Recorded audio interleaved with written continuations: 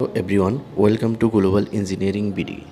আপনারা দেখতে পাচ্ছেন যে এই যে টার্মিনালগুলো বা লোহার দণ্ডগুলো এগুলো কেন লাগানো হয়ে থাকে বা এগুলো কেন বা লাগায় বিভিন্ন বিল্ডিংয়ের ছাদে দেখা যায়। মূলত এটি হলো লাইটিং প্রোটেকশন সিস্টেম এর একটি অংশ। এটি কেন লাগাতে হয় বা বিল্ডিংয়ে কেন লাগায় এ নিয়ে বাংলাদেশ ন্যাশনাল বিল্ডিং কোড একটি গাইডলাইন রয়েছে এবং NAPN 780 বা 70 এই আমেরিকান একটি গাইডলাইন রয়েছে। এই গাইডলাইনে কি বলা হয়েছে বা কেনই বা এই টার্মিনালগুলো লাগানো হয়ে থাকে বিভিন্ন বিল্ডিংয়ে, এই বিষয়গুলো নিয়ে আমি একটি ধারাবাহিক পর্ব আকারে আপনাদেরকে ভিডিও দেব।